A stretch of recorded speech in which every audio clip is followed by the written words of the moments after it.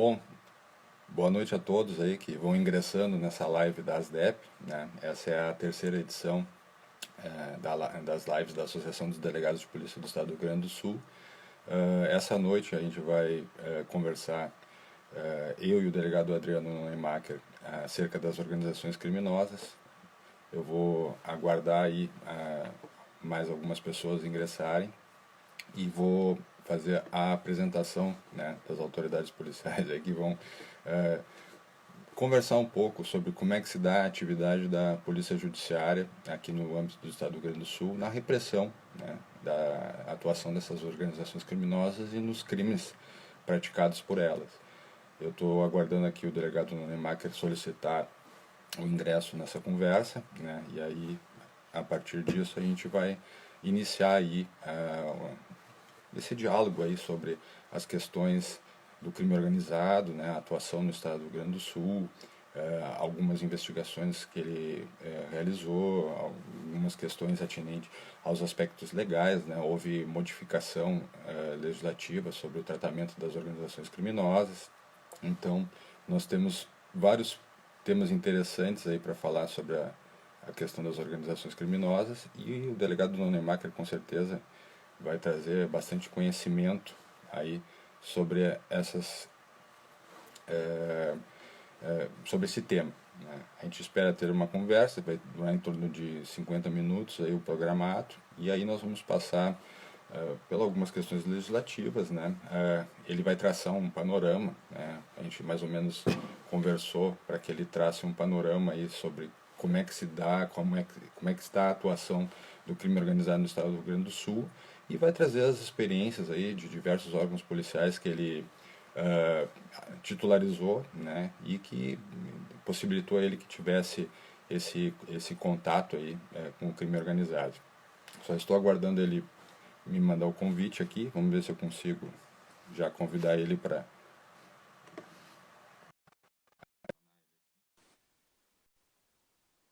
Só aguardando o aceite dele, aí ele já ingressa na conversa e a gente inicia aí essa live sobre a questão da organização criminosa. Lembrando, né, que é a nossa terceira edição, né, já estiveram presentes aqui na live das DEP, o delegado Fernando Sodré e a delegada Ana, falando sobre as questões do racismo. E na semana passada nós tivemos também o delegado Hack e o nosso subchefe, o delegado Fábio, falando sobre o pacote anticrime. Boa noite, Adriano. E aí, tudo bem? Boa noite, tudo bem? Dá uma enquadrada aí no teu... Eu vou dar uma enquadrada aqui, vou procurando uma conexão boa aqui, que eu estou no sótão. Com esse ciclone bom, Tá me ouvindo bem? a gente correu o risco de nem ter, né? Porto Alegre sem luz, várias cidades aí num caos, né? O pessoal passando por várias dificuldades. Mas vamos tentar ter uma conversa boa aí para trazer um pouco de entretenimento aí para o nosso público.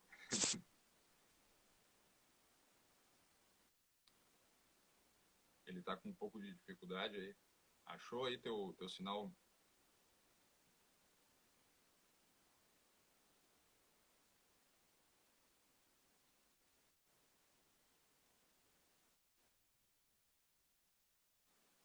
Tá, a tua conexão, ela tá... não sei, tu tá me enxergando bem, tu tá me ouvindo bem?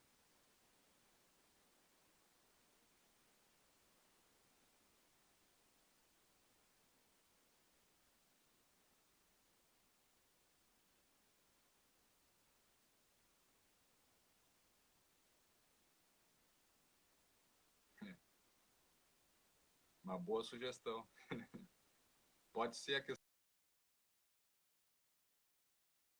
em razão desse... acredito que há uma dificuldade de sinal ali com o delegado Adriano, né? Até nós enfrentamos dificuldades ontem em razão dessa situação climática. A empresa de telefonia que nos atende ali na Polícia Civil, ela teve alguns problemas nas redes e a gente não conseguiu.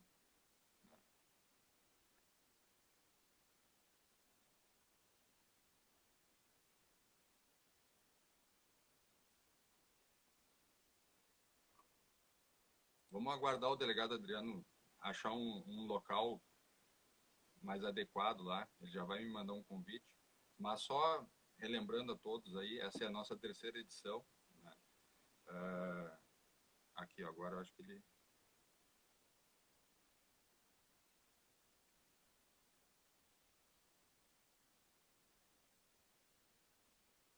Deu. Convidei ele de novo aí. Vamos ver se a gente consegue.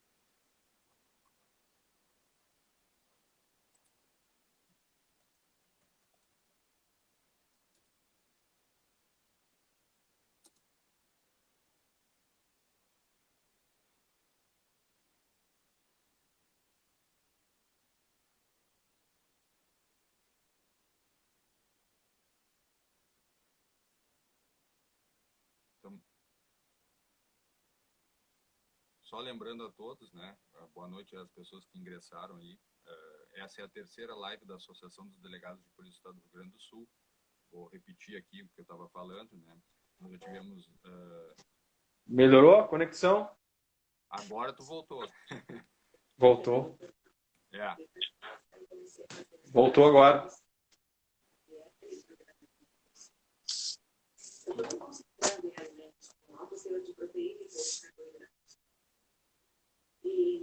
Tô te ouvindo. Tá me ouvindo? Tá me ouvindo? Tá me Tô te ouvindo, ouvindo. Adriano? Tô bem. Tô te ouvindo. Tá me ouvindo? Tá. Eu Aham, acho tô que te ouvindo. eu não sei se é o teu sinal aí, mas a imagem ela não tá clara aqui para nós. Pelo menos para mim ela não tá clara aqui. Ah, eu tô te vendo bem. Tô te ouvindo e vendo bem. É? Aham. Tá perfeito. Ó, o pessoal tá referindo ali que a tua imagem tá congelada. Deve ser sinal. Ah, não, mas aqui tá bom o sinal até. Tá bom. Ou é o Instagram mesmo aqui. Melhorou? A imagem tá congelada, o áudio tá ótimo. O áudio tá Eu bom. tô te ouvindo bem. É. Tá. Não, eu tô bem pertinho aqui agora do sinal.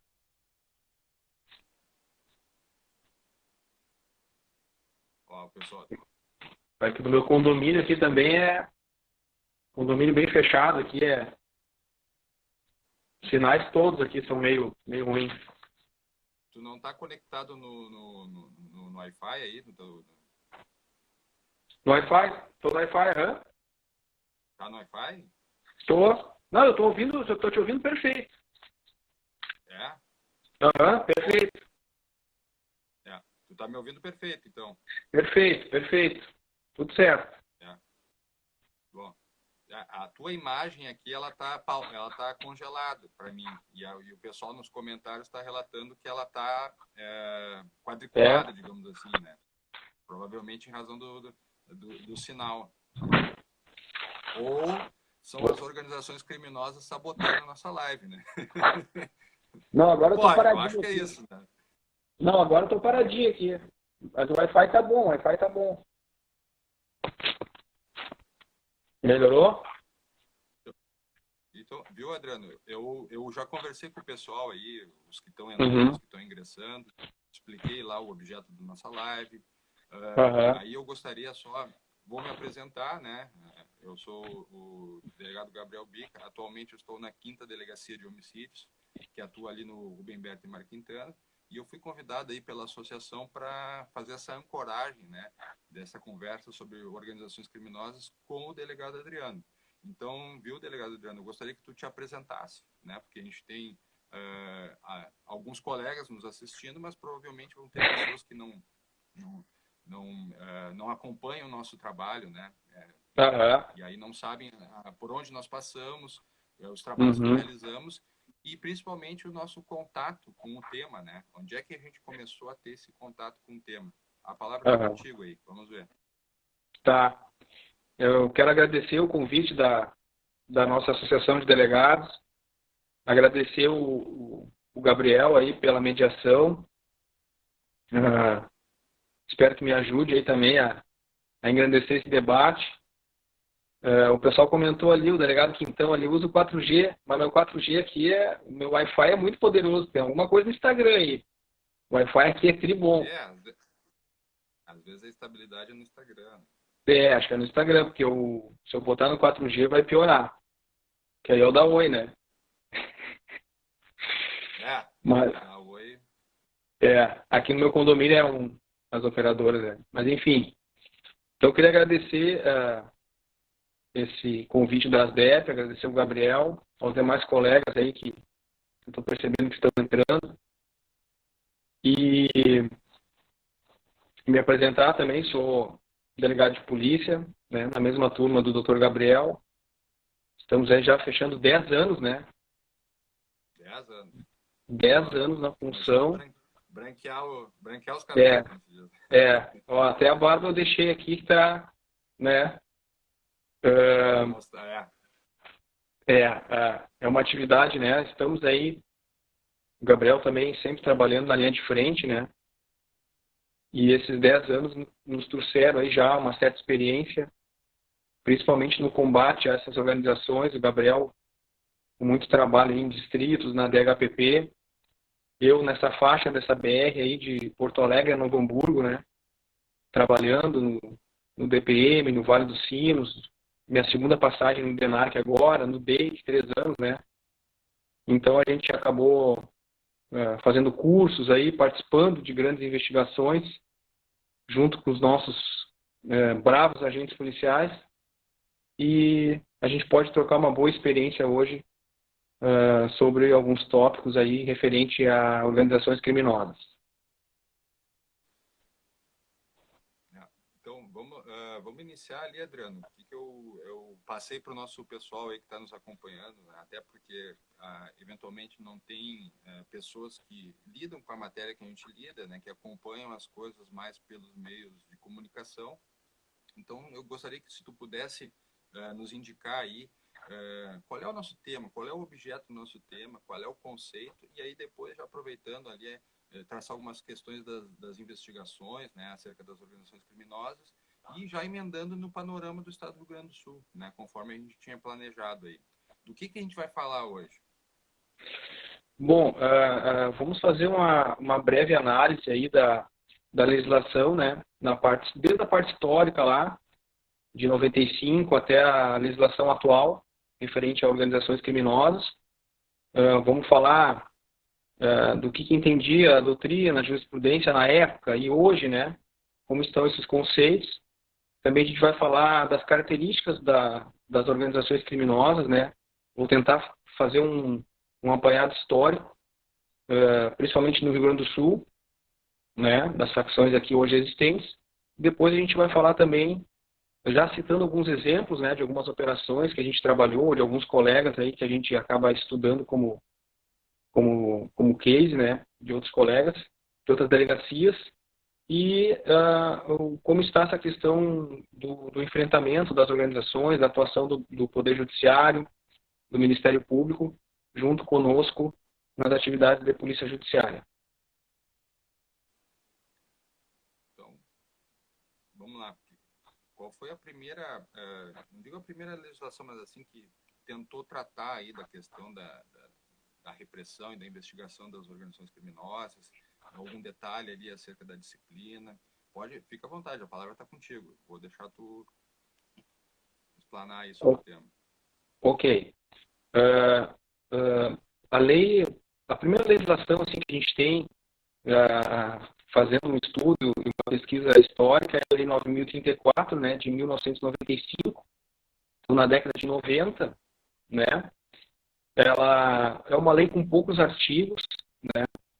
Tinha muitas críticas da doutrina na época, dos operadores do direito, pelas lacunas que ela possuía, né? Acho que 7 ou 8 artigos, se não me falha a memória. Não tinha conceituação do que era uma organização criminosa, não tinha um preceito penal sancionador, ou seja, não tinha tipificado o crime, assim como não tinha o conceito, citava, era praticamente citações, né, que eram feitas, então ficava muito passível de interpretações diversas, tanto na doutrina quanto acerca da jurisprudência. Então, era uma falta, digamos, até de segurança jurídica para a atuação das atividades da Polícia Judiciária. ou seja, limites de atuação, conceituação, era associação criminosa, era quadrilha ou bando do artigo 288, era uma organização mais complexa, com divisão de tarefas, enfim, esses conceitos eram todos doutrinários. Logo depois não, já na virada aí do século, em 2012, tivemos a Lei 12.694, de 2012, que foi uma lei que instituiu os órgãos colegiados, né, a possibilidade de órgãos colegiados nas decisões em primeira instância, referente a esses delitos de associação criminosa, bando. E aí veio essa conceituação, uma conceituação no artigo 2º dessa legislação, que referiu que organização criminosa era a associação de 3 ou mais pessoas para o fim de cometer crimes cujas penas máximas fossem iguais ou superior a 4. Então, houve uma conceituação ali até para verificar o que esse órgão colegiado, né, em primeiro grau de instância, julgaria. Então, essa conceituação acabou trazendo aí já um início, né, nessa historicidade da conceituação de organizações criminosas que a Lei 9.034 não tinha. E depois veio, né, obviamente, a Lei 12.850, de 2013, que aí regulou, né, modificou o conceito um pouco, né, referindo à associação de 4 pessoas ou mais e referindo-se à prática de infrações, né, abarcando até as contravenções. Aí passou de crimes para contravenções com penas máximas superiores a 4. Então, com a Lei 12.850 de 2013, veio essa nova conceituação, veio um preceito penal, aí, um tipo penal sancionador, né, os verbos nucleares ali de integrar, financiar, participar, enfim, os verbos nucleares ali. Então, e veio também os meios de obtenção de prova, as formas, né, a abrangência desses meios de obtenção, através da colaboração premiada, da ação controlada, da infiltração, que já vinha sendo citada já nas leis anteriores, principalmente nas leis 11.343 de 2003, que trata do tráfico ilícito de entorpecentes, da lei de lavagem de dinheiro, né, de 98, depois com a modificação que ela teve também em 2012, se alinhando, né, acabou tendo um alinhamento, né, doutrinário e legal. Mas, falando sobre esse primeiro ponto, eu acredito que a Lei 9.034 foi um avanço, né, pois estamos falando de 1995, né, em que o Brasil começa a ter uma grande, digamos assim, crescimento das organizações criminosas, né? Uma organização sediada em São Paulo, que todos nós sabemos, tem um auge praticamente nessa década. Aqui no Rio Grande do Sul não é diferente essa situação, né? Sabemos que foi na década de 90, em torno ali de 1994, o surgimento de uma facção também, que hoje sediada basicamente no Vale dos Sinos, as suas lideranças. Só um parêntese, né? A questão desses surgimentos iniciais, né? A gente, pelo menos nas leituras que se faz, assim, elas estão muito ligadas à questão do sistema prisional, né? Eu acho que em 92 teve a questão do Carandiru lá em São Paulo, né? E em 94 teve a questão da rebelião aqui no Presídio Central, né? Fatos históricos aí que a gente, né? E aí a gente observa que a partir desses fatos que se deram dentro do sistema prisional, houve uma movimentação, claro que já existiam algumas outras, mas esses foram marcos assim que indicam assim o início de uma nova forma de pensar, né, desses grupos criminosos. Até então eram ajuntamentos e tal, tinham objetivos ali de, né, e aí eles começam a se reestruturar e existe uma nova visão, né, sobre a forma como eles se organizavam. Exatamente. Muito obrigado pela tua colocação aí. E eu gosto de estudar esse aspecto histórico, e tu bem falou, Gabriel, a gente tem que, nós policiais, praticamente. A gente tem que saber um pouco dessa história para saber qual é o mecanismo que eles utilizam hoje, né, no ano de 2021. Então, até dando seguimento ali a essas ferramentas legais que vêm, que são eu estava até comentando hoje na academia de polícia, a Lei 12.850 de 2013, com as novas modificações, inclusive, que teve agora em 2019, principalmente ali no entorno da colaboração premiada, dos mecanismos de controle, enfim, ela é uma legislação muito avançada, né? E pegando o gancho do que tu falou, claro, aí a Lei 9.034 foi um passo importante, em que pese ter lacunas legislativas, tinha um conflito aparente de leis, ela teve depois com a Lei 12.694, mas foi um conflito aparente que essa lei acabou conceituando, né, o primeiro conceito de organização, e depois a Lei 12.150 veio a sanar qualquer tipo de dúvida, mas pegando o gancho histórico que tu falou, temos essa grande facção aí no Brasil, em São Paulo, nessa década. Então, essa lei veio meio que tentar coibir, né, ter uma ferramenta legal para tentar recrudescer o avanço dessa organização ali paulista no Brasil. Então, por isso que a Lei 9.034, eu acho que foi um passo importante no Brasil. E no Rio Grande do Sul, também nessa década, não foi diferente. Como tu bem falou, teve o surgimento da Falange Gaúcha, né? Que ela iniciou em 1987. E eu gosto muito de estudar essa parte histórica. Ela surgiu em 87 ali com... Desculpa, eu vou mencionar, porque acho que é fato público notório os nomes, né? Do assaltante a banco Vico, que era aqui de Canoas, do bairro Rio Branco. Tinha mais um outro parceiro do Vico, que agora eu não me recordo. Depois ela veio, a Falange em 87, depois veio as rebeliões no sistema prisional, como tu falou. Em 94, o episódio ali do Plaza, com Dilonei Melara. Com Dilonei Melara, o Fernandinho, acho que é Fernando Randolfo, alguma coisa, Celestino Lim. Então teve toda aquela rebelião, que já teve rebeliões anteriores desde 87, e é dentro do sistema prisional, principalmente no Presídio Central, que surge a Falange Gaúcha, e da Falange Gaúcha depois vem essa dissidência aí, digamos, do Melara, Jorginho da Cruz, se não me falha a memória, Carioca, que era o pessoal ali do Morro da Cruz. Aí o Melara faz uma liderança dupla ali com o Jorginho da Cruz. O Jorginho da Cruz é morto, assassinado, não me recordo assim, em que momento, acho que foi em 96. E aí o Melara, mesmo depois daquele episódio do Plaza, vem a criar os Manos, né? Então, essa facção surge aí, principalmente nessa época, que é o surgimento da Lei 9.034. Então, ela é um passo importante e foi paralelo ao surgimento do crescimento dessa facção paulista. Aquela facção carioca, o Comando Vermelho, acho que já vinha desde os anos 70, né? Então, o Rio Grande do Sul é bem contemporâneo essa lei nacional 9.034, com o início aí dessas facções, começando pela Falange Gaúcha, depois acho que teve os Brasa também dentro do Presídio Central, mas aí os Manos ganham força aí, depois com o Dilonei Melara em 96 e depois no Vale dos Sinos, a partir do final dos anos 90 e início dos anos 2000 até hoje, com as lideranças sediadas ali de São Leopoldo em diante.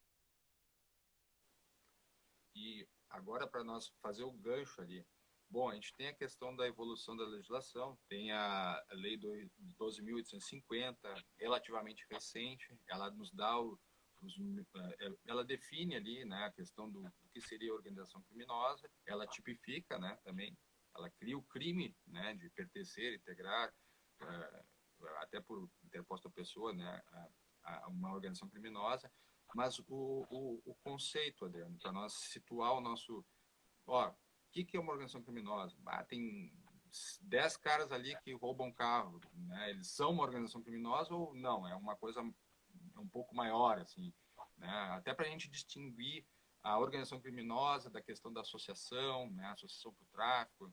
E claro que a gente vai chegar num momento do debate que a gente vai visualizar que basicamente, né, por trás de diversos crimes sempre tem, né, uma bandeira de um grupo criminoso estruturado, organizado, com hierarquia, né? Então, situa o nosso público aí nessa questão para nós aí né, esse monstro que a gente enfrenta. É verdade. Essa dificuldade até, é claro, a Lei 12.694 conceituou ali no artigo 2º, que era uma associação de 3, hoje é 4, né? Estruturalmente ordenada, com divisão de tarefas. Esses conceitos permaneceram hoje em relação a essa lei de 2.694, então a lei 12.850 manteve mais ou menos a mesma nomenclatura ali na norma penal explicativa, né? E dando esse conceito de uma estrutura ordenada, né? Com a finalidade de obter vantagem de qualquer natureza, ainda que indiretamente, e para fins de cometer infrações penais, né? Então não é somente crimes, como era o que era previsto na legislação de 2012 ali, mas infrações penais cujas penas máximas sejam superior a 4. Então começou a vir também conceitos doutrinários, interpretações, né, do que era uma estrutura ordenada, né, com divisão de tarefas, né, e começou a vir vários conceitos doutrinários. O que a gente percebe mais, principalmente nas falas ali de César Roberto Bittencourt, do Luiz Flávio Gomes, divisão de tarefas, ordenado, sim, uma certa complexidade nas suas ações. Já vi menções até em poderio econômico, né, e hierarquia, né. A divisão de tarefas pressupõe uma hierarquia, e nas investigações, na prática, que a gente viu em algumas operações, trabalhou até, estudou o caso de outras delegacias,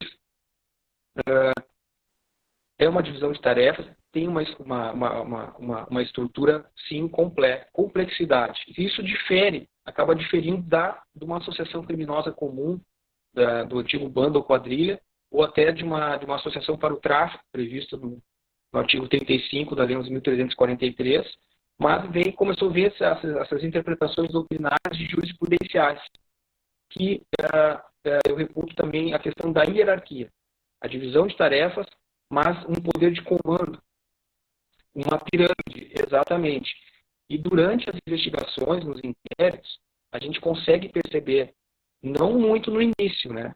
A gente começa a perceber lá do meio para o final do inquérito, ou seja, inquéritos às vezes de 6 meses, 1 ano, lá na metade da investigação a gente já começa a definir essa estrutura, né? Quem é a base da pirâmide, quem é o topo, que nomenclatura vai ser usada, porque a gente já sabe que é uma organização criminosa com estrutura ordenada, com divisão de tarefas, e começa a aparecer a hierarquia, e uma certa complexidade, um poderio econômico, aí com certeza não vai ter dúvidas de que é a incidência de condutas da Lei 12.850.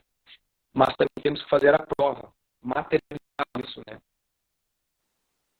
Agora, assim, aproveitando esse gancho aí da tua conceituação, na tua atividade policial ali, nos órgãos de lotação que tu titularizou, em que momento, assim, que tu teve o primeiro contato, qual era esse grupo criminoso, qual era o crime que praticava, só para, né, aproveitar o gancho do conceito, né, da questão da estruturação, divisão de tarefas, a hierarquia, a obtenção de vantagens, assim, traz para o nosso público aí, olha, eu recordo que nós estamos na polícia desde 2010, a gente já falou lá de 94, 92, né?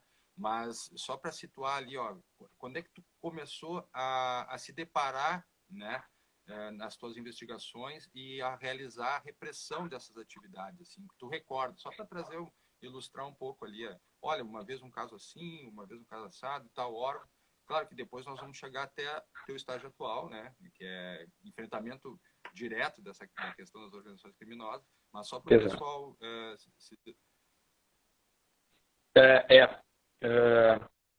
voltando um pouquinho ali, né, nós estamos 10 anos aí, né, Gabriel, nossa turma, e aproveitando esse gancho histórico, a gente começa lá com a Falange Gaúcha, em 87, com o Vico, depois com o surgimento da Falange, passa ali um pouquinho do surgimento dos Manos, dos Brazas, né, do Presídio Central, com aquela rebelião em 1994, com o Dilonei Melara, digamos, fundando os Manos, com alguns outros integrantes, depois ela passando a ter grande representação no Vale dos Sinos, e bem contemporâneo com a primeira lei 9.034 de 95, e percebendo um estudo do crescimento das organizações, né, São Paulo, Rio de Janeiro, Rio Grande do Sul, no final dos anos 90, com a Falange Gaúcha, os Manos e os Abertos, né, que também são uma facção muito antiga do Rio Grande do Sul.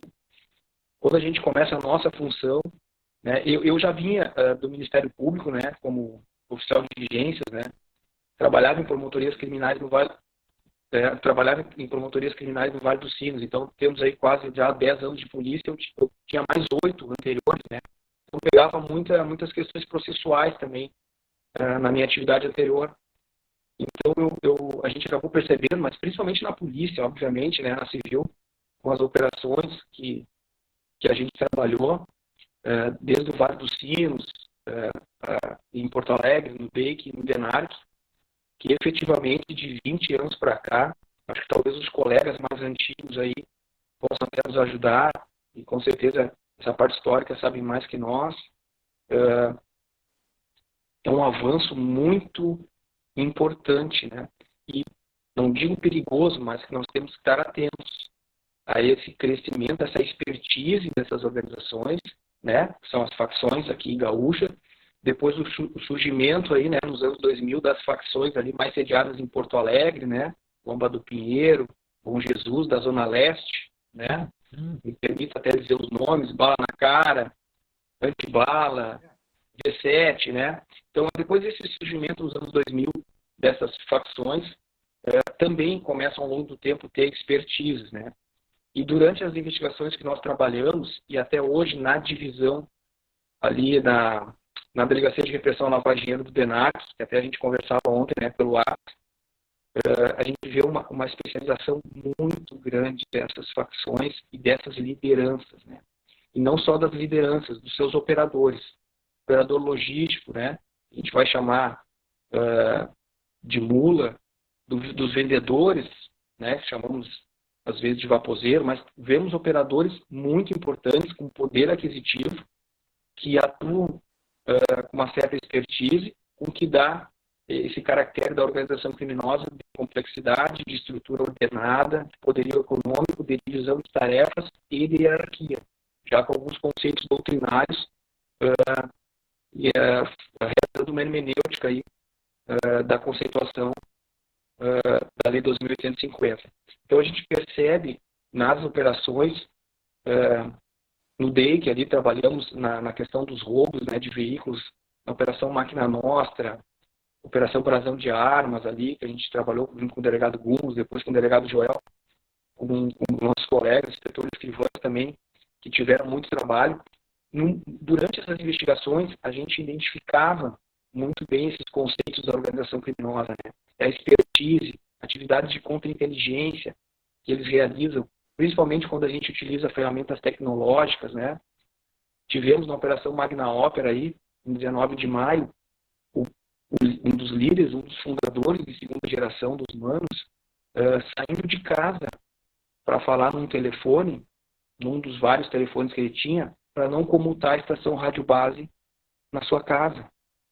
Então a gente percebe uma expertise, né, inclusive de ferramentas tecnológicas, né? Não posso até falar muito aqui, porque a gente não pode, né, por questões de segurança das investigações, mas a gente percebe um avanço nesses últimos 20 anos e que nós, policiais, operadores ali da Polícia Judiciária, nós temos que estar em constante aprendizado, estudo, né, e formação para a gente seguir para e passo, né. Nos delitos de lavagem de dinheiro, que a gente comenta, até acho que tem uma fala do ministro Gilson Dipp, né, que é o ex-ministro do STJ ali, que na lavagem, ou até nessas organizações, eles estão sempre um passo à frente. A gente sempre vai aprender nesses inquéritos policiais. Até comentava na Cadepol, nesses dias, que o investigador nós, os investigadores, nós estamos em eterno aprendizado. A gente está 10 anos na polícia, os colegas estão mais antigos, nós temos que estar sempre estudando o modus operandi, e a gente vê isso na lavagem de dinheiro, né? E ali no DENARC, nas operações que realizamos, e até em algumas que estão em andamento, a gente percebe essa conceituação da organização criminosa, ali já mais voltada ao tráfico de drogas, da transnacionalidade desse delito, né? Quando essas organizações já passam, extrapolam fronteiras estaduais, que aí mais se entra os caracteres do crime organizado, a interligação dessas facções que nós mencionamos ali, que nos anos 90 surgiram muito forte em São Paulo, no Rio já existia desde a década de 70 o Comando Vermelho, a gente nota hoje a ligação entre elas, inclusive, que é o que está previsto ali nos artigos 3º, 4º, que é até uma causa de aumento de pena, muitas vezes, né? Quando o produto e o proveito dos crimes tem essa transnacionalidade. Então a gente está vendo, principalmente nas investigações de lavagem de dinheiro, e fizemos agora a máquina ópera junto com a DRD do GI, mas não só nessa, nas anteriores, como tu tinha mencionado, a expertise, em contra-inteligência, tentando criar um antídoto aí nas ferramentas tecnológicas que a gente utiliza, né? E junto com essas ferramentas legais, que começou em 1995, ainda bem que nós estamos tendo acesso, né, podendo utilizar boas ferramentas, né, tecnológicas. A Polícia Civil vem também nós tendo acesso a esses meios tecnológicos para a gente poder seguir para e passo a essa expertise que essas organizações, os seus líderes, os seus operadores, os seus gerentes, os soldados, enfim, também acabam fazendo, o que dificulta as investigações da Polícia Judiciária. Então a gente percebe que nesses inquéritos, e eu acho que muitas delegacias aí do Estado vêm fazendo um bom trabalho, né, nesse sentido, delegacias distritais, as DRACOS, né, os departamentos, e a gente percebe que nós, policiais, estamos notando essa grande dificuldade. Então essas ferramentas legais são muito importantes, juntamente com as ferramentas tecnológicas, para a gente fazer frente aí, que nesses últimos 20 anos, a gente nota, e nos 10 anos para cá, desde o início da nossa trajetória na polícia até aqui, a gente percebe que há 10 anos atrás a gente fazia uma operação policial, às vezes a investigação não demorava muito, não era tão complexa, o resultado era muito bom, e agora a gente nota cada vez mais uma complexidade nas nossas atividades, né? Posso fazer um parênteses aí, só para ilustrar um pouco toda essa... Eu recordo que em 2011, um ano ali de polícia, eu comecei a atuar em locais de crime de homicídio, né? E atendendo locais de homicídio, assim, um tema bem me interessa, eu gosto, né, dessa investigação. Estou há tanto tempo no DHPP ali, né? E eu me lembro que em 2011 a presença de estojos de pistola né, era exceção. A regra era a gente ter crimes cometidos provavelmente com revólveres, né? Não fuzil, nunca tinha, né? E aí, com o passar do tempo, com essas movimentações, com esse aumento, digamos assim, né, das organizações criminosas, né, a gente observou que a exceção, que era o uso de armas automáticas, coisas assim, né, pistola, geralmente fuzil, virou a regra. E a gente se surpreendia agora quando o crime era cometido com um armamento de menor potencial, digamos assim, né, que seria um revólver. Então, tu vê que além dessa questão da estruturação, né, a gente observa um aumento, digamos assim, né, do poderio, aliás, um poderio econômico. Eles movimentam grandes quantias, né, mas um aumento do poder bélico, né, tanto que tu referiu a investigações das DRACOS, né, das investigações no interior. Aí eu cito aquela apreensão em Santa Cruz do Sul, lá de mais de 10 fuzis, né, não recordo, Muitos Estrela agora recentemente também. Todas vinculadas a uma organização criminosa, né? Exato. Então, só para ilustrar essa evolução, né? Além de elas Exato. se estruturarem, delas se organizarem, delas terem bem a questão hierárquica ali, né? A transnacionalidade, né? Vários líderes de grupos criminosos atuantes aqui no estado foram presos pela atuação da capturas em outros países, né? E até em outros estados também, né? Então a gente tem a gente observa, no caso, essa, digamos assim, maior amplitude desses grupos criminosos, pelo menos aqui no âmbito do estado, né? Mas segue É mesmo, Gabriel. Até acho que do caso Luan, né? Também. Acho que da DHPP, naquele caso do matador de taxistas, né? Sim. Que isso, de um homicídio, tamanha complexidade. Eu só quis falar desse caso pela complexidade que foi para a DHPP e fazer um gancho que eu até recebi uma informação esses tempos a respeito desse caso e comparando, né? Pô, foi uma investigação muito complexa, né? Claro que não tinha nada a ver com facção e tal, mas pô, foi talvez aí uma situação bem pretérita, né? Que só acabei me lembrando, estava falando dos locais de crimes e me lembrei desse caso também, que foi uma investigação muito boa. Eu me lembro que eu acompanhei, quis me inteirar. E em relação às apreensões, né, realmente, acredito que 10 anos para cá, a gente vê pelas apreensões, né, o que fez ali as apreensões de grande quantidade de armamento ali em Santa Cruz, pertencente a essa facção aí, a uma facção aí hoje bastante sediada no Vale dos Sinos, né, a quantidade de apreensões de fuzis que vem sendo feitas, né, pela Polícia Civil, pelas demais forças de segurança, né? O DENARC, de alguns anos para cá, vem apreendendo também muitos fuzis, né? A gente acompanha a DHPP.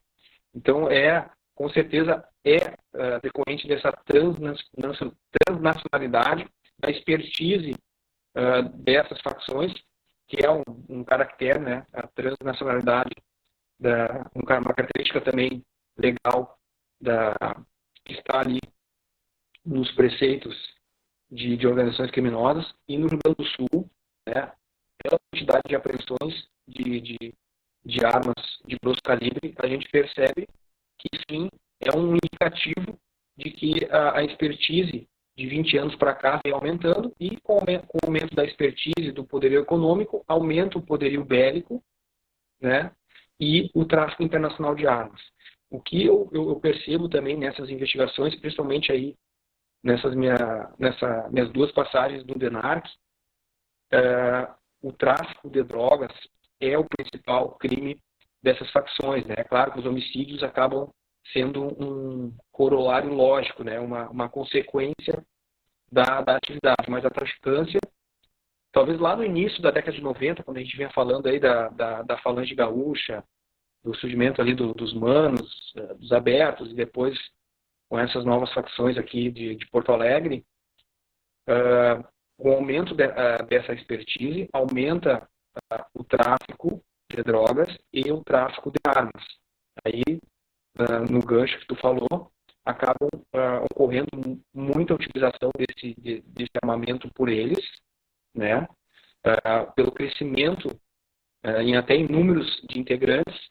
Sabemos que, como a gente falou no início da live, surgiram dentro do sistema prisional, se expandem para fora do sistema prisional, né? E com o passar dos anos, e principalmente nesses últimos 10 anos, a gente percebe essas grandes apreensões também de entorpecentes, né? Grande quantidade de drogas apreendidas nas rodovias, o que indica a transnacionalidade, o que indica, sim, um conceito sendo aparecendo o conceito aí de organização criminosa. A gente percebe nesse 1 ano e meio que eu estou também nas investigações de lavagem de dinheiro, que a gente trabalha muito com o topo da pirâmide, né? A DRD do GI já há algum tempo ali, vimos trabalhos que foram realizados ali pelo GI, né, em cima principalmente aí dessas facções porto-alegrenses, desses indivíduos que foram presos lá no Paraguai, também com grande poderio econômico. Então, com esse poderio econômico também surge esse poderio bélico, né, e a gente percebe até ali na lei do crime organizado fala que é causa de aumento de pena, né, essa transnacionalidade, quando o produto e o proveito do crime acaba indo para fora do país. E hoje até uma colega ali que trabalha comigo, a policial Raquel Carapeto, me mandou um link que eu acabei lendo sobre uma notícia bem recente, que o PCC está lavando dinheiro fora do país, nos mesmos moldes da Lava Jato. Né? Então, olha a expertise, por informações de inteligência que vem chegando para nós, e nos inquéritos mesmo, nas análises telemáticas que nós estamos vendo ali no BENARC, assim como o pessoal do GI também, nas investigações da DRB, na região de Santa Cruz também, onde teve esse grande apreensão de armamento, em análises telemáticas recentes, a gente percebe uma ligação direta dessa facção aí sediada no Vale dos Sinos com essa facção de São Paulo. Né? E, por conseguinte, essa facção de São Paulo com a máfia europeia. Isso a gente percebe em informes que vêm chegando para nós, e nessas análises telemáticas a gente percebe que essa facção de São Paulo está, digamos assim, dominando a distribuição de drogas no Brasil inteiro. Antigamente nós tínhamos 2 ou 3 narcotraficantes ali naturalizados paraguaios, um mato-grossense, inclusive, né, que está preso agora em penitenciária federal. Não vou citar o nome aí por questões legais. Esse narcotraficante mato-grossense, naturalizado paraguaio, dominava a distribuição de drogas aí do início dos anos 2000 para cá, principalmente para essa facção aqui sediada no Vale dos Sinos. E, a partir de um dado momento, o PCC acaba expandindo aí, fazendo essa operação logística também de drogas, inclusive para o Rio Grande do Sul. Então a gente está vendo essa transnacionalidade no tráfico de entorpecentes. Para distribuir aqui no Rio Grande do Sul, eles têm que comprar de fora. Então a gente vê essa ligação com essa facção paulista, que também em informes a gente vem percebendo que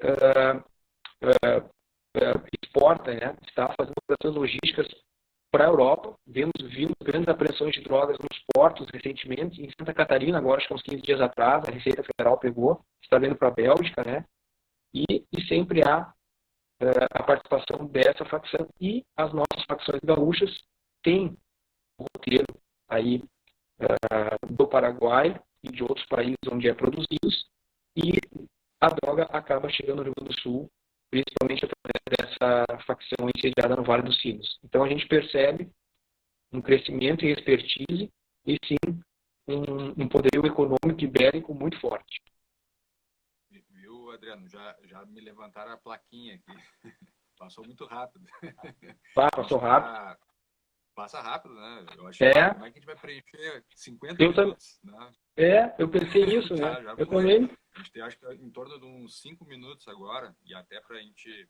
Tem perguntas aqui, né? O nosso colega, o delegado Rodrigo Garcia, ele pergunta aqui, né? Como é que a atuação dessas organizações, né? Eles estão atuando em diversas áreas como uma teia, não apenas no tráfico, mas também no contrabando, roubo. A gente tem relatos, né, de que eles estão extorquindo exploradores de jogos ilegais e questão dos cigarros e tudo mais, né? O que tu tem a dizer sobre isso daí? Um abraço aí para o doutor Rodrigo. Excelente pergunta e lembrança, né? Até talvez a gente tenha esquecido de falar, talvez, não sei se a DHPP já chegou a pegar alguma coisa nesse sentido nas investigações.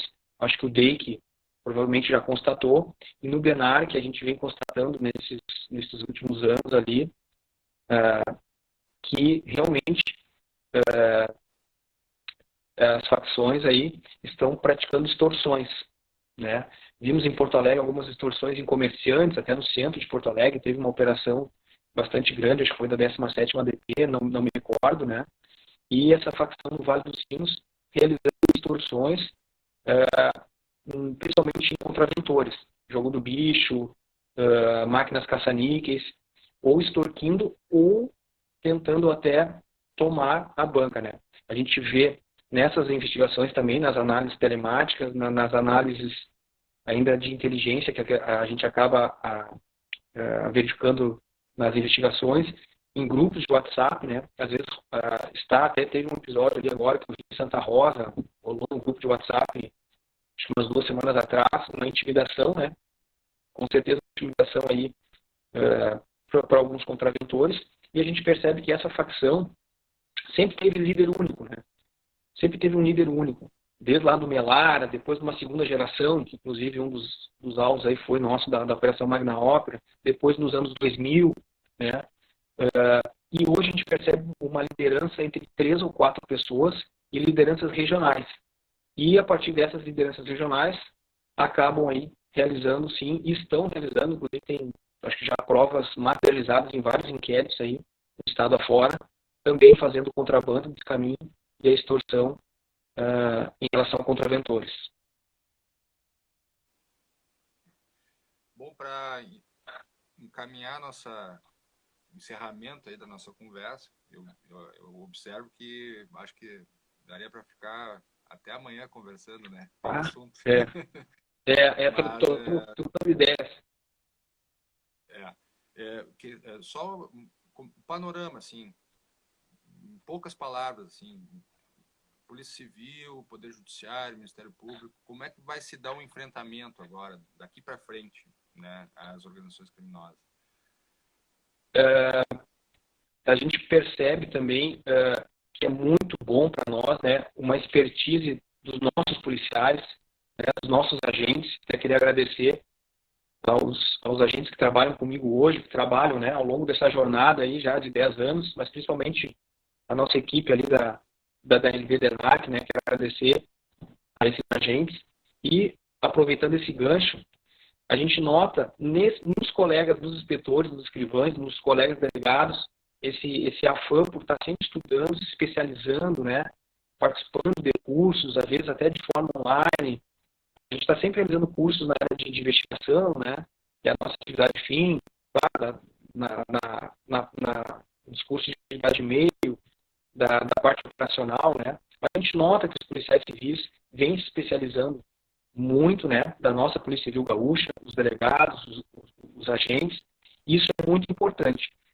E com essa nossa especialização, que a gente tem que estar sempre estudando para seguir no combate aí firme contra essas organizações, a gente percebe também que o Poder Judiciário, o Ministério Público, vem fazendo um trabalho muito bom, integrado conosco.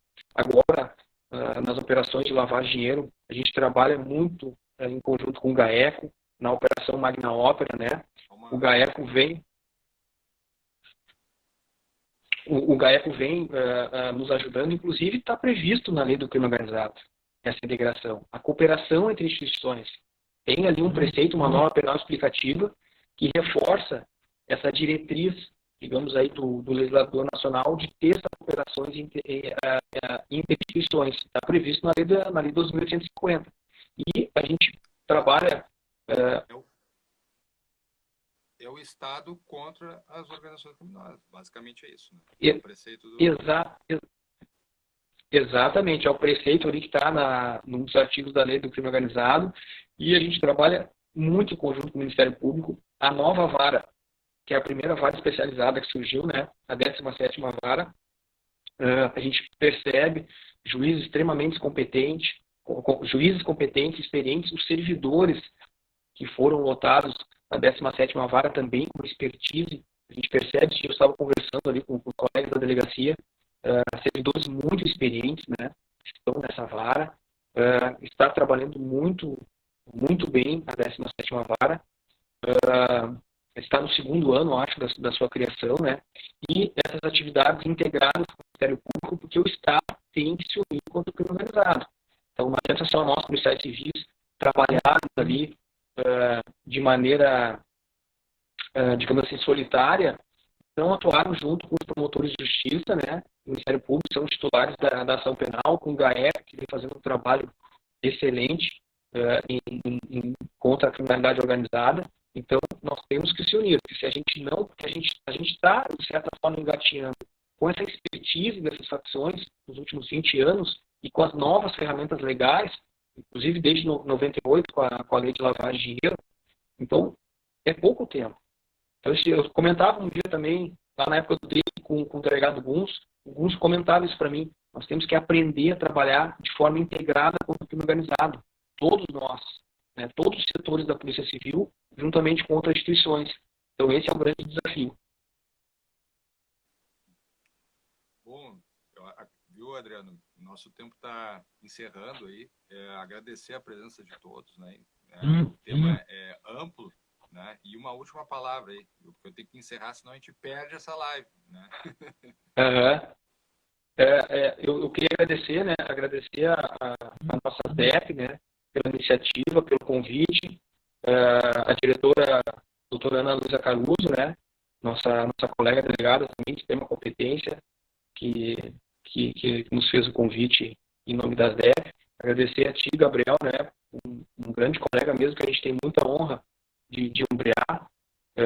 Até citei o caso do Luan, né? Acabei me lembrando, acabei ali, abri um parênteses do caso do Luan. Foi uma investigação muito bacana, até cito às vezes essa investigação da Cadepol, né? Então a gente tem que continuar assim e agradecer a todos os colegas aí que participaram da live, a nossa chefe de polícia, eu esqueci que acho que a doutora Nadine entrou ali, e tomara que a gente siga firme aí nesse combate. Viu, Adriano? Eu tenho que encerrar, senão a gente perde a live, tá? Uma boa noite aí para ti, uma boa noite para os teus aí, uma boa noite para o nosso público aí. Obrigado pela participação aí, tá? Um abraço.